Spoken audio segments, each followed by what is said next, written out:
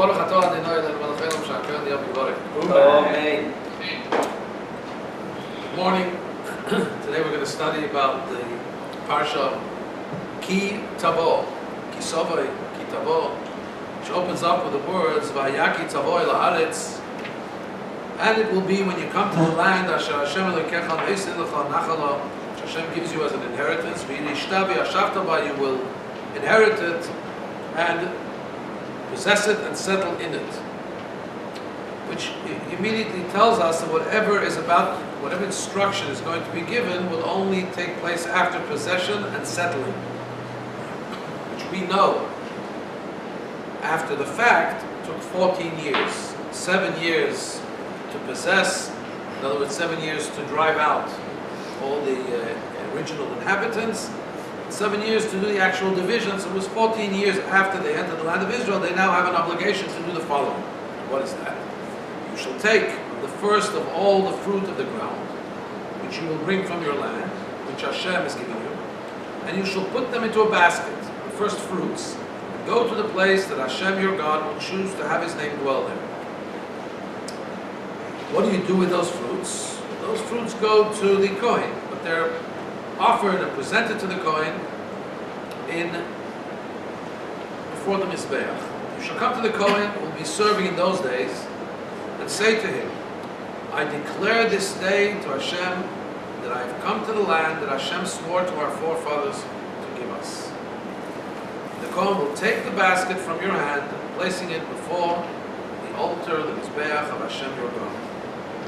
And he continues, the declaration now continues, the Jew who's bringing his first fruits now declares, and you shall call out and say before Hashem your God, an Aramean, referencing to Lavan, sought to destroy my forefather.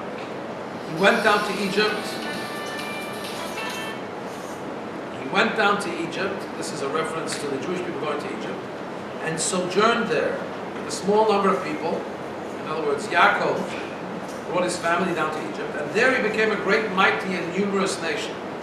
And then the declaration continues. Again, this is a declaration associated with bringing the first fruits. The Egyptians treated us cruelly and afflicted us, and they imposed hard labor upon us. We cried out to Hashem, the God of our fathers, and Hashem heard our voice and saw our affliction, our toil, and our oppression. We say the following: Hashem brought us out from Egypt with a strong hand and with an outstretched arm, with great awe and with miraculous signs and wonders. He brought us to this place and He gave us this land, a land flowing with milk and honey. Now behold, I have brought the first of the fruit of the ground that you, God, have given to me. This is the declaration that the Jew makes when he brings the first fruits to the Beis HaMikdash, to the Kohen. What is this all about? But basically, this is the concept of Hakarat Hatov, Hakarat Todah, gratitude. We want to express our gratitude. Here he is, he has his first fruits. First thing you have to do is come to Hashem and say, thank you for the gift of the fruits. Thank you for that which we have been given. And that should lead to, as it says, the continuation of the Parsha, V'samachta b'chol hatov, asher natan lecha Hashem Elokecha u'lebeitecha. You shall rejoice in all the good that Hashem, your God, has given you and your family. In other words, this mitzvah is a declaration of our thankfulness to Hashem. What should that lead to? What's the feeling we should have in our hearts and souls as a result of that thankfulness? Is that we should feel joy. You're thankful when you appreciate that which has been given to you. When you don't take for granted that which you have, so you feel joy. Now let's analyze a little bit the concept of joy and why we sometimes feel less than joyous, and why sometimes our gratitude, even when we have it, may fall short. To do that, let's first understand that it seems like this fellow who's coming and giving a declaration is saying a long Megillah, and he's really going. I'll tell you a story. It can be used in other contexts, but story, I believe the Rebbe told this story. So the Melamed, the teacher in Cheder, comes to the park that speaks about the man had a taste like it was a wafer, a honey wafer, something of honey nature, covered in honey wafer. But the Melamed, the teacher, didn't know what that Hebrew word was. Tzapichis bidvash. It's a portion of a shalom. So the children asked, and he starts describing the man, how it was. And it says that it had a taste like tzapichis bidvash. The kids asked, what's tzapichis bidvash? He says, well, look, the Jews were in Egypt. Hashem took them out of Egypt. And then they were in the desert. And in the desert they didn't have any food. And then Hashem gave them a miracle. And he gave them man, which was the taste like tzapichis bidvash. The kid says, well, what's tzapichis bidvash? He says, well, it happened before. Yaakov was living in Israel. Then his son Yosef was taken and sold. And then Yaakov found Yosef. Then they moved down to Egypt. Then he went out of Egypt. And then Hashem did with them a big miracle, gave them manna, which was the taste like tzapichis bidvash. He asks, what's tzapichis bidvash? So he goes back until he lands up in creation.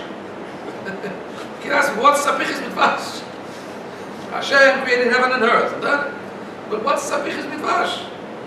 So the teacher gets upset. He says, what do you mean there's nothing before creation of heaven and earth? And I can't go back and say an earlier Megillah.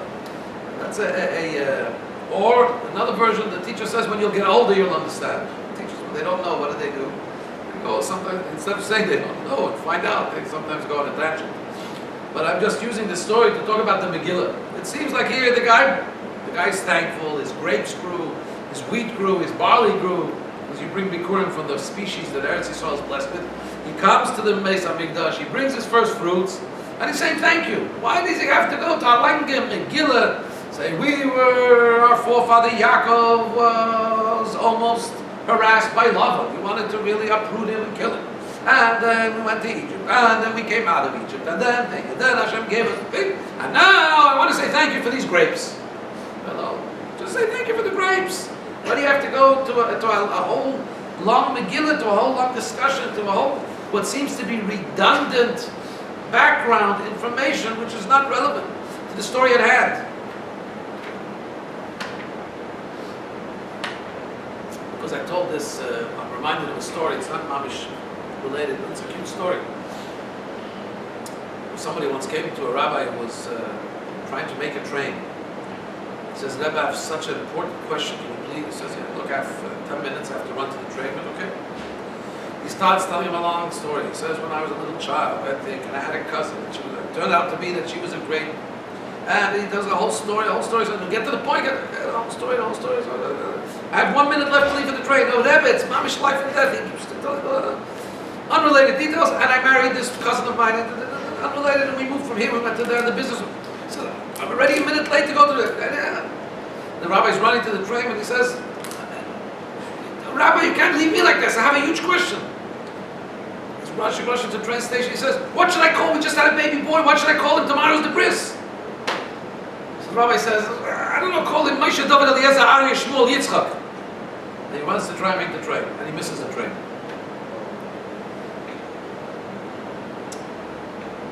And then a few hours later, he gets notice that train didn't make it to the next station.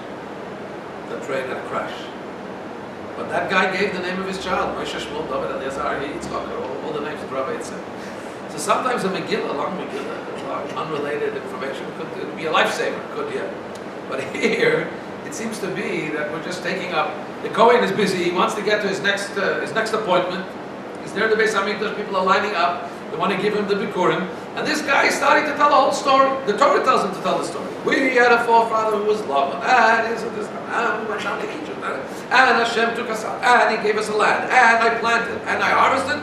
And here, the fruit. Say thank you for the fruit. That's it. So the truth of the matter is,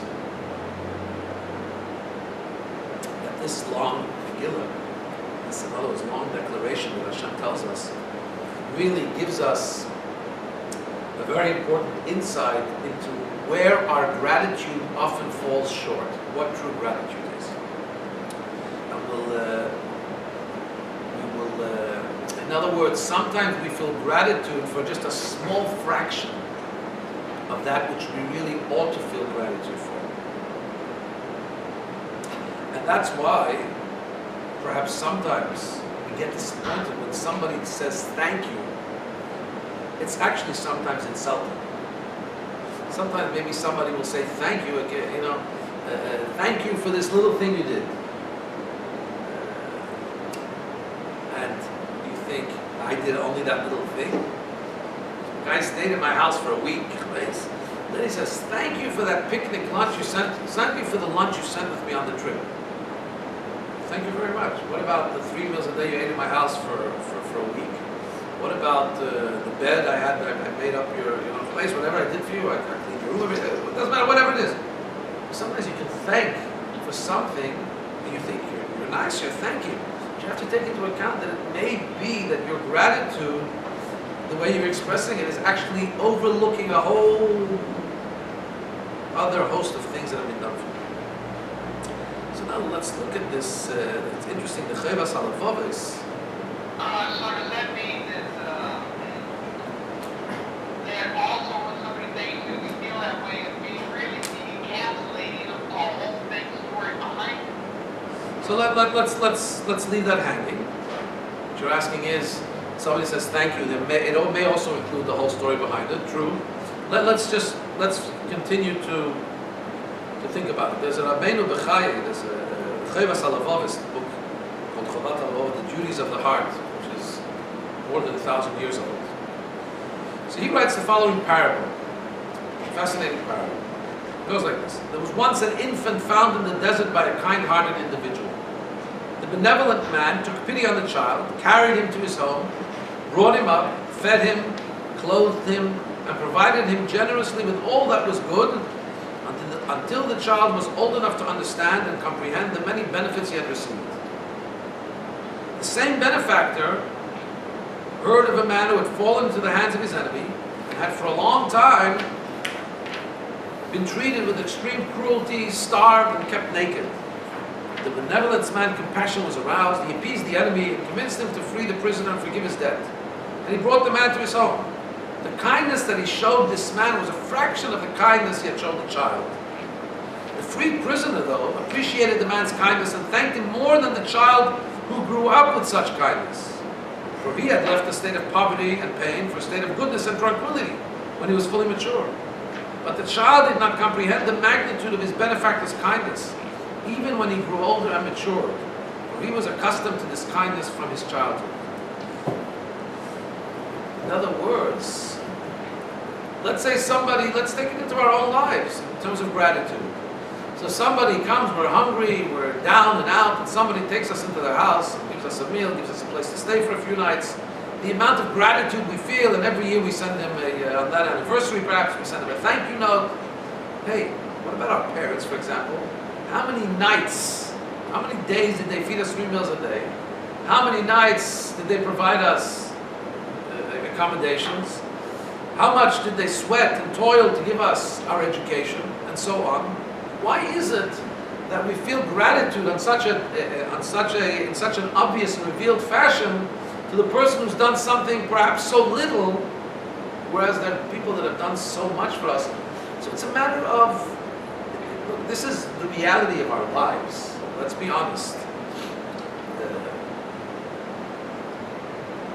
Both ourselves as children and both in the realm of parents. This is the reality of life. What's done for you since you're a child, you become used to.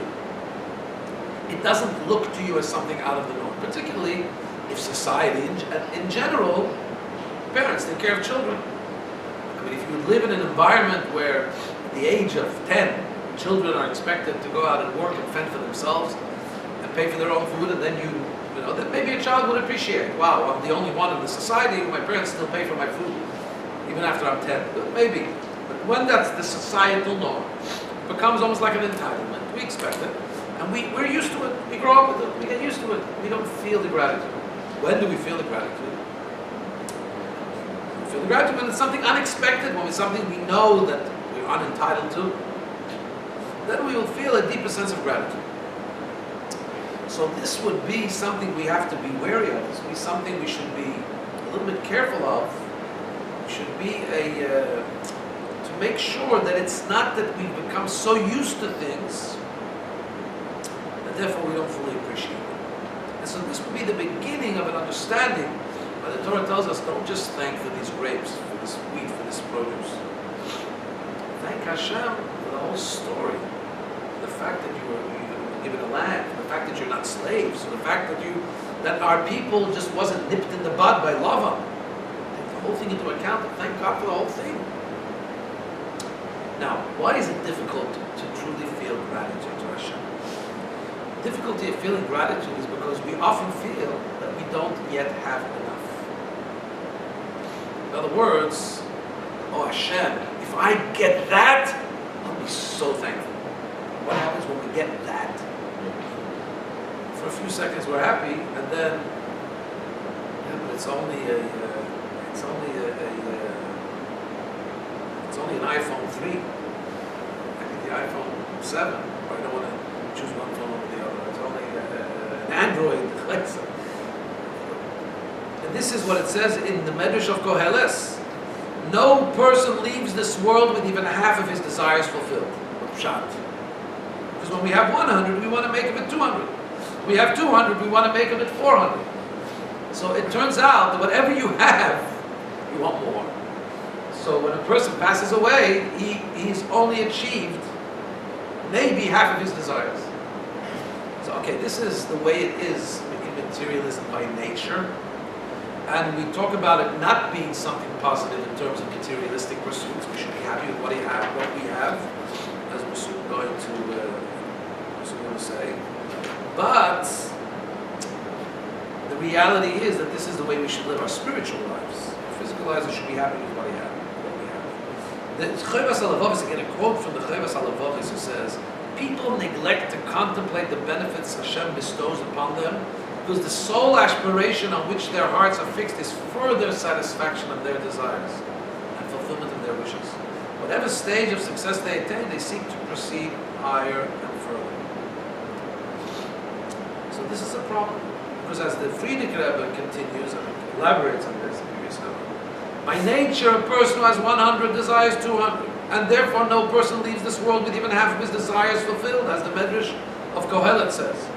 This applies even more so to one who is self-absorbed, somebody who has a sense of ego, somebody who has a sense of entitlement. He loses sight of who he really is and thinks he deserves more. Due to his perpetual dissatisfaction, not only is his happiness with what he has incomplete, he's actually distressed by it. He overinflates his importance and is therefore always distressed, inasmuch as all that he is given by Hashem, family, health, and sustenance, and the honor he is accorded by others, is not adequate for his esteemed nature as he perceives it.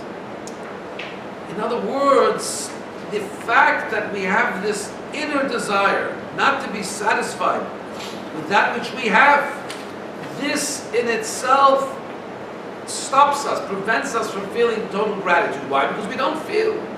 We're too busy thinking about what we still need to be able to be full of gratitude for that which we have. And sometimes the things that distress us are truly, truly minuscule, they're truly ludicrous, they're truly laughable. Recently I saw that Rebbe discussed in a Fabregan. It was written by those that had heard it. It was obviously referring to somebody in the crowd, but obviously not by name, in a way that nobody would have ever guessed. He said, Hashem sometimes gives people challenges of things that can distress them. But sometimes Hashem gives something that's so light, but yet the person gets so distressed. For example, a person sees somebody else being accorded honor. It's not that he hasn't been given honor. He sees somebody else being accorded greater honor than he's been accorded. And in his own mind, he thinks, I really deserve that honor. I'm a greater person than that person. And so it starts eating him up. Why did that guy get honor? Come on. It says, you learn Torah all your life. You learn Hasidic philosophy. You know that Hashem is running the world, every single detail of it. You know that everything comes from Hashem. What are you getting so caught up? What are you getting so upset? So everything else that happens in your life, you understand it's from Hashem. You have no problem with it. All of a sudden, there's this little thing that bothers you, And you're saying it, maybe even more than that, it doesn't bother you so much that you didn't get honor that you could live with, that the other guy got it. There's a famous story that I will tell of the butcher who goes to the rabbi when he has a question on the animal, whether it's kosher or not. The lung has to be checked. Sometimes it could be a question whether or not it was kosher. The rabbi said it's not kosher. Without any qualms, the butcher throws out, sells the animal to the non-kosher market, which with a considerable financial loss. The rabbi said, the rabbi's there for it. And then later on, a little while later, he has a business dispute with one of his customers who said they paid him, and he said, you didn't pay me yet, a few dollars. He goes to the rabbi says, no, sorry. It seems like the other guy's in the right, he doesn't have to pay you. All of a sudden, the butcher gets up and says, you're a rabbi? Where did you get your semicha? Where did you get your ordination anyway? I want to go to a bigger rabbi. Hello? A couple of $100 it cost you just now. If your animal, you said it's not kosher, you didn't question the rabbi. What's bothering you now? Just a couple of bucks that the rabbi said this guy doesn't have to pay you. The answer is, well, the rabbi said the animal wasn't kosher, it was a financial loss. I incurred a financial loss, that I could do. But that the other guy should make money? There's something within us that irks us even more. Somebody else gets something, it's ego, of course. There's no question about it. It's ego. We have to recognize it as such. These kind of things cause such tumult, they cause such distress sometimes by people. It's human nature, but we're supposed to overcome that nature. But it does take up so much space in our minds and in our hearts and our emotional feelings. These are things that can take away. We feel an entitlement. When somebody else gets something, we didn't get it. We feel unhappy, feel distressed. But that takes away from the proper ability to be able to feel gratitude. So what has to be the way of life? Obviously, the way we have to live is in a way where we feel satisfied with what we have. So let's see the difference between the Esav behavior and the Yaakov behavior. So when Yaakov is about to have that fateful meeting with Esav after many years that they've been separated, Yaakov ran away from the home after he took the blessings, went to Lavan, got married to Rachel and Leah and Zilpah, and children. Now he's coming back and he's going to have a meeting with Esav. And he prepares very, very well for that meeting by prayer, by sending a gift, by preparing if need be for that. And as he sends a gift, and Esav says, I have plenty, my brother. Let what you have remain yours. I don't need your gifts. Yaakov says, please no. If indeed I have found favor in your eyes, then you shall take my gift from my hand, because I have seen your face, which is like seeing the face of an angel, and you have accepted me. It will make me feel good, in other words, if you take my gift. Continues Yaakov, now take my gift which has been brought to you, for God has favored me, and I have everything. He prevailed upon him. The difference here. Esav says, I have plenty. Yaakov says, I have everything. What's the difference?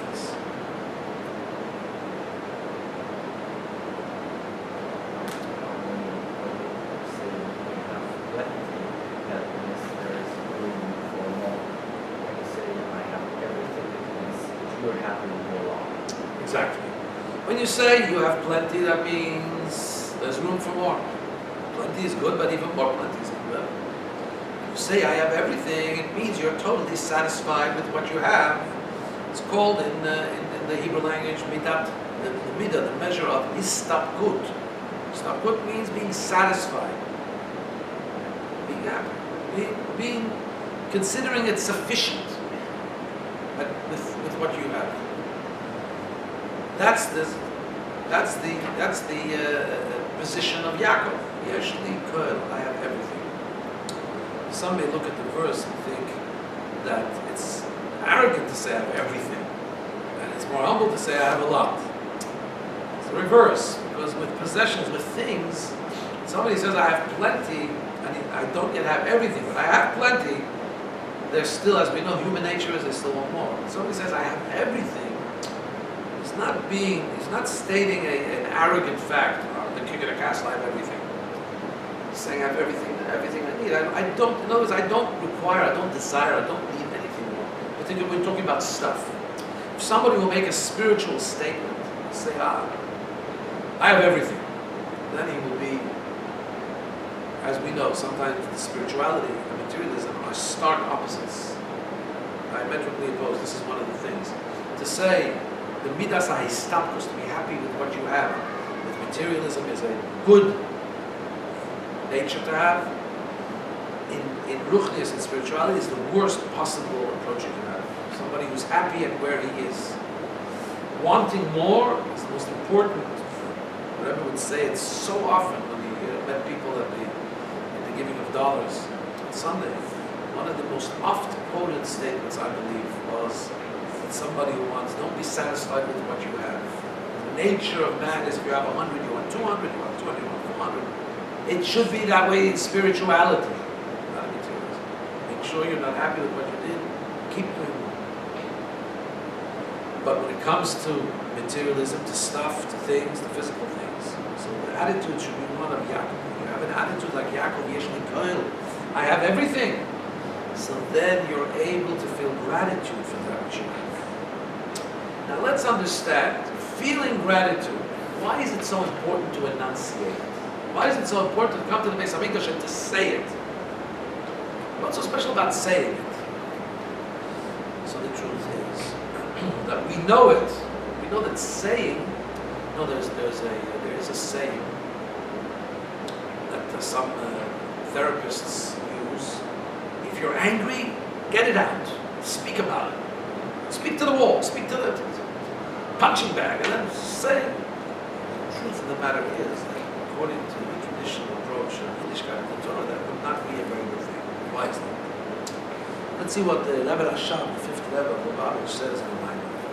It says the following: when a person pours his feeling of love into words, the act of speaking these words fuels and it intensifies the love. Through speaking about it, the emotional energy radiates with more passion, and the person is aroused with more love and fondness for the object of his or her love. The same applies to all emotions. When they are not expressed through speech, they are reduced until they completely dissipate. When they are expressed verbally, they augment and grow considerably.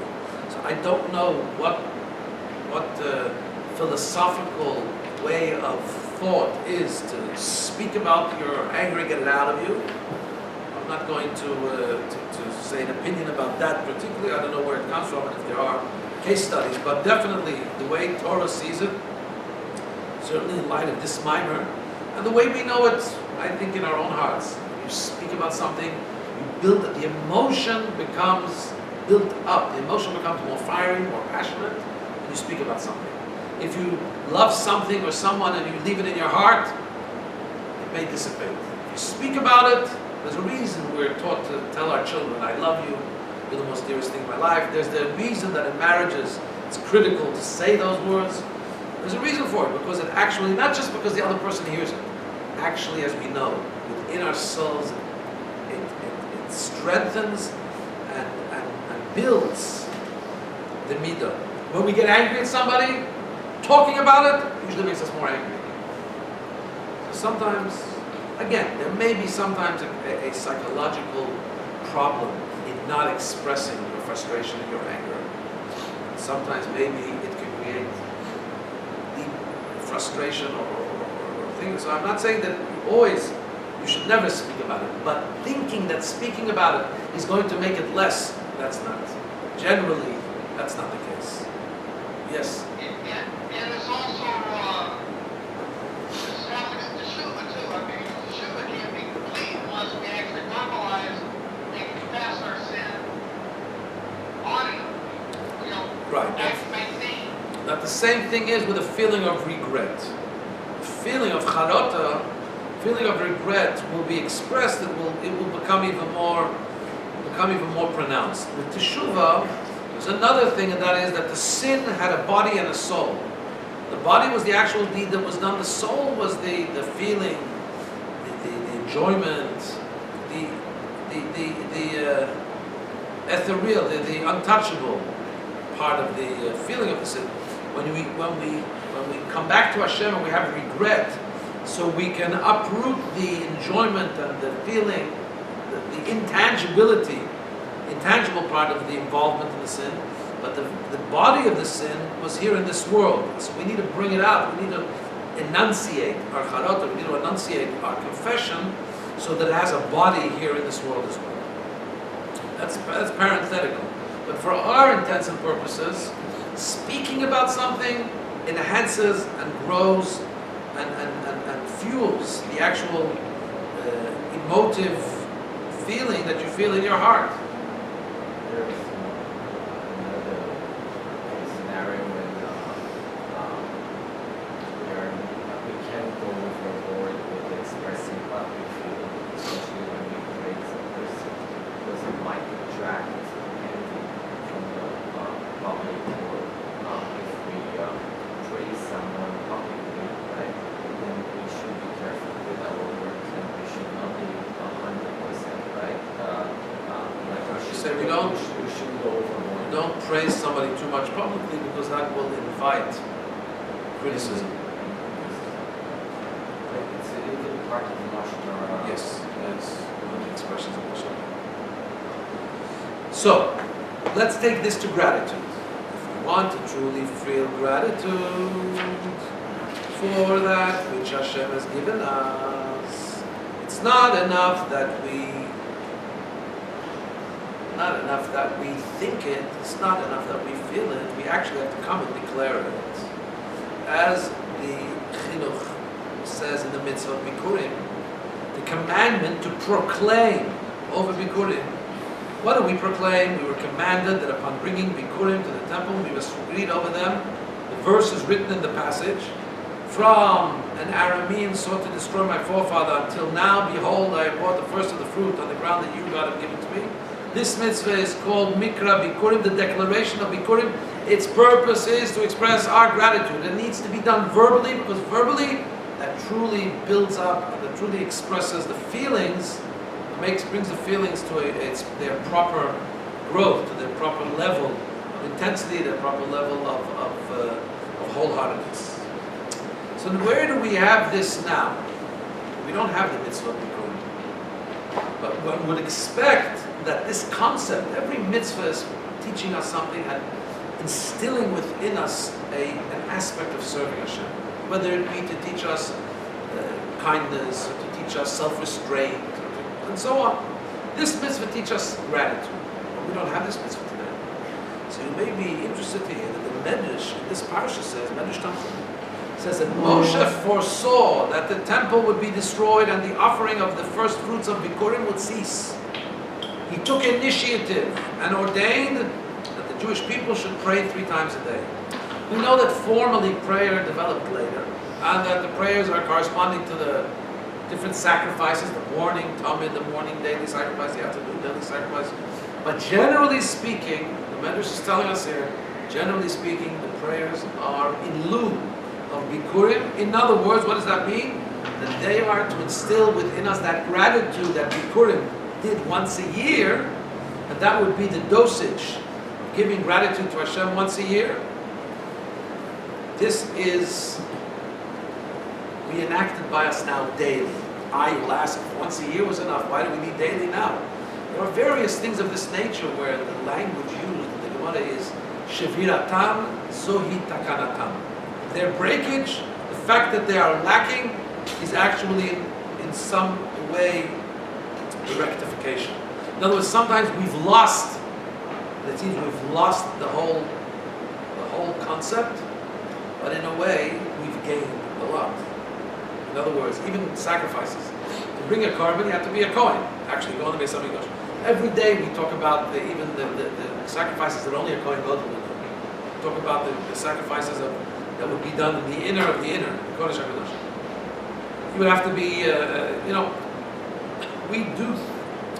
we talk about things and it's as if we bring those things, when we talk about the korbanos, as if we offer the korbanos, but actually we don't have it, but we have it more in some way. We have more permanent access. We have more universal access. Okay, we don't have the real thing, but the thing we have to replace it is actually more, gives us more access, is broader. Similarly in this thing, while we don't have the actual Bikurim anymore, we do have a daily concept of gratitude. Where do we see it in the davening? Well, the whole davening is full of it. We're going to just pull on the obvious ones. The obvious ones is when we wake up our eyes in the morning, what do we say? Moda ani lefanecha melech chai v'kayom shechazarta bi nishmasi v'chemla rabba emun asecha. I thank you, living and eternal King, for mercifully restoring my soul within me. Your faithfulness is great. Thanking Hashem simply for the gift of life. Even before we hear what's happened, what the news is, what the bank statement is, whether the people in my life like me, or whether they're going to make me, God forbid, they're going to aggravate me. It's simply life.